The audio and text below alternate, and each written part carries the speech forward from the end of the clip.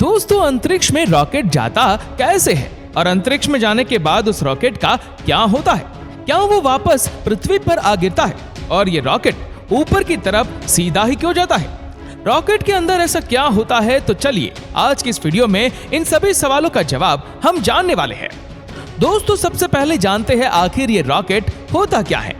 Rocket का मतलब एक तरह का इंजन होता है। इसका मतलब ऐसा यान भी होता है जो इस इंजन का इस्तेमाल करता है अंतरिक्ष में भेजे जाने वाली मिसाइल, अंतरिक्ष यान या किसी विमान को पृथ्वी के गुरुत्वाकर्षण क्षेत्र से उठाने के लिए।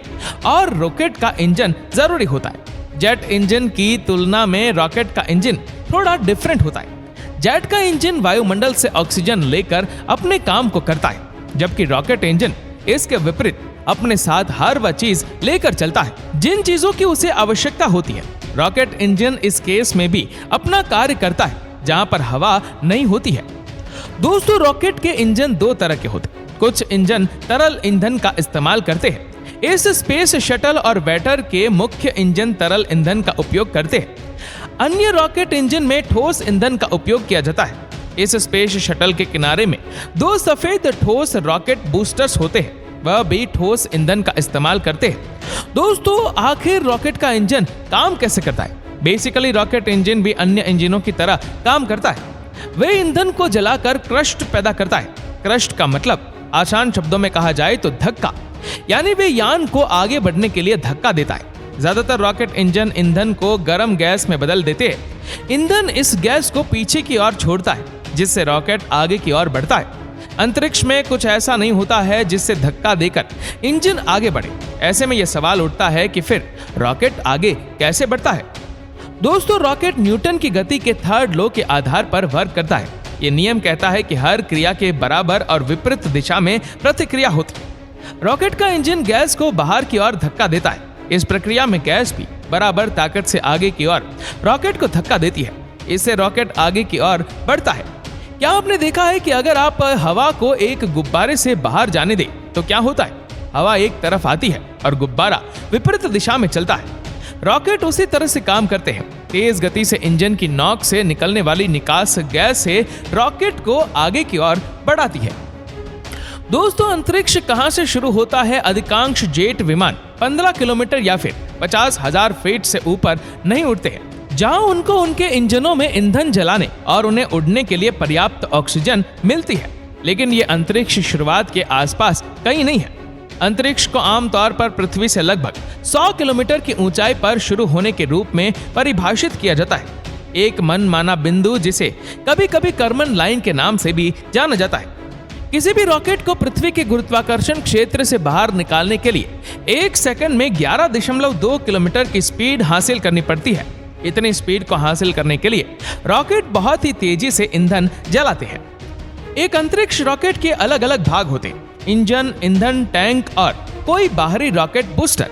एक रॉकेट का सबसे बड़ा और यकीनन सबसे दिलचस्प हिस्सा रॉकेट का इंजन होता है। इंजन जो उसे आकाश में पहुंचाता है। जैसा कि हमने पहले ही कहा था, रॉकेट जेट विमानों और पृथ्वी पर काम करने वाले अन्य ईंधन से चलने वाले वाहन से भिन्न होते हैं, क्योंकि उन्हें अपनी ऑक्सीजन की आपूर्ति करनी होती है।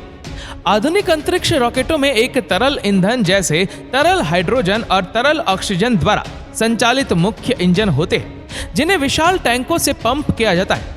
ईंधन, जिसे प्रोपेलेंट भी कहा जाता है, और ऑक्सीजन, जिसे ऑक्सीडाइजर कहा जाता है, वो कम तापमान और उच्च दबाव में संग्रहित किया जाता है। इसलिए इसे एक निश्चित आकार के टैंक में ले जाया जा सकता है, जिसका मतलब है कि रॉकेट ईंधन की समान मात्रा पर आगे बढ़ता है। और बाहरी रॉकेट बूस्टर, जो मुख्य रॉकेट इंजन की सहायता करते हैं, आमतौर पर इसके बजाय ठोस ईंधन को जलाते हैं। इस स्पेस शटल को ठोस रॉकेट बूस्टर या SRBX कहा जाता है।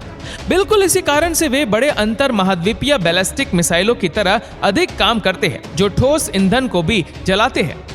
रॉकेट की मार्गदर्शन के लिए कंप्यूटर आधारित नेविगेशन होता है। वह रॉकेट को उसकी मंजिल तक पहुंचाता है, और पायलट जो भी रॉकेट ले जा रहा है, इस स्पेसक्राफ्ट या उपग्रहों से लेकर अंतरिक्ष स्टेशन के हिस्सों, यहां तक कि परमाणु वैरहेड तक, आधुनिक अंतरिक्ष रॉकेट 2 या 3 स्वतंत्र रॉकेटों की तरह काम करते हैं, जो एक साथ अटकते हैं, जिन्हें चरण कहा जाता है।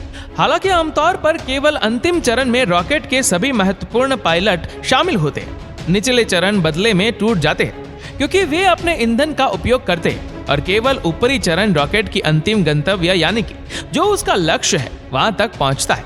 कुछ रॉकेट स्पेस शटल और यूरोपियन एरियन रॉकेट के पूरे झुंड की तरह दिखते हैं जिन्हें एक साथ स्ट्रैप्ड किया जाता है। बीच में एक मोटा जिसमें कुछ स्क्रीनियर होते हैं, बड़ा केंद्रीय रॉकेट मुख्य होता है।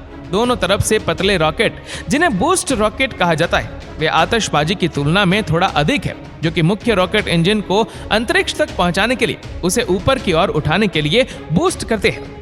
दोस्तों, अधिकांश रॉकेट 2 या 3 चरणों से बने होते हैं। जब एक चरण अपने सभी ईंधन का उपयोग कर लेता है तो उसे मेन रॉकेट से अलग कर दिया जाता है, जो भाग पृथ्वी के वायुमंडल में जलकर भस्म हो जाता है या फिर पृथ्वी पर आ गिरता है।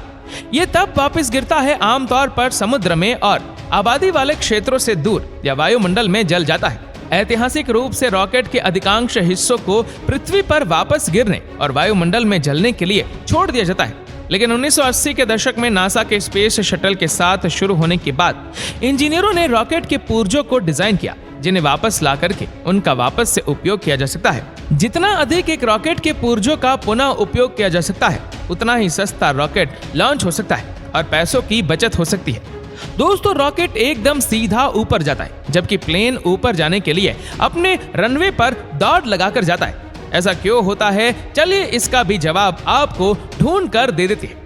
दोस्तों, किसी भी विमान को ऊपर उठाने के लिए धक्के की जरूरत पड़ती है। एरोप्लेन पक्षियों और उड़ने वाले कीट के पंखों से जब हवा टकराती है तो इस हवा को पंखों से पीछे ठेलकर वे ऊपर उड़ते हैं। रॉकेट में पंख नहीं होते और इसीलिए उन्हें ऊपर उठने के लिए जरूरी धक्का उनके इंजन से ही मिलता है।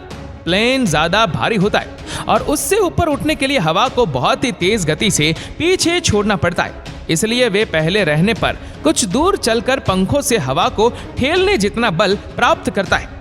रॉकेट को जमीन पर दौड़ाने और फिर आसमान में धक्का देने के बजाय उसे सीधे हवा में उठा देने का काम इंजन आसानी से कर पाता है। रॉकेट और एयरप्लेन दोनों एक ही सिद्धांत पर काम करते हैं। दोनों गैस को पीछे छोड़ते हैं और उससे उन्हें आगे जाने का धक्का मिलता है। तो दोस्तों, ये तो हो गई रॉकेट के जलने और अंतरिक्ष में जाने की बात। अब आखिर सबसे पहले रॉकेट का आविष्कार कब और कहां हुआ था? ऐसा माना जाता है कि 12वीं सदी के आसपास चीन में रॉकेटों का आविष्कार हुआ था। इन ठोस रॉकेटों को आतिशबाजी के लिए इस्तेमाल किया जाता था। युद्ध में सेनाओं द्वारा भी इनका इस्तेमाल किया जाता था। 13वीं सदी में इन रॉकेटों का एशिया और यूरोप में ज्यादातर हिस्सों में आतिशबाजी और युद्ध में इस्तेमाल होने लगा। अगले 600 सालों में लोगों ने बड़े और बेहतर रॉकेटों को विकसित किया। इनमें से ज्यादातर का इस्तेमाल सेनाओं द्वारा किया जाता था। तो दोस्तों, आपको ये वीडियो कैसी लगी हमें नीचे कमेंट करके जरूर बताएगा। और अगर आपको ये वीडियो अच्छा लगा हो तो इस वीडियो को लाइक करेगा, शेयर करेगा ज्यादा से ज्यादा लोगों तक। और ऐसे ही और भी इंटरेस्टिंग वीडियोस को यूट्यूब पर देखने के लिए नीचे कमेंट सेक्शन में लिंक दी गई है, जिसके ऊपर क्लिक करके हमारे चैनल को आप सब्सक्राइब करें और बेल आइकन दबाएं ताकि हमारे हर लेटेस्ट वीडियो की अपडेट आपको मिलेगी सबसे पहले। धन्यवाद।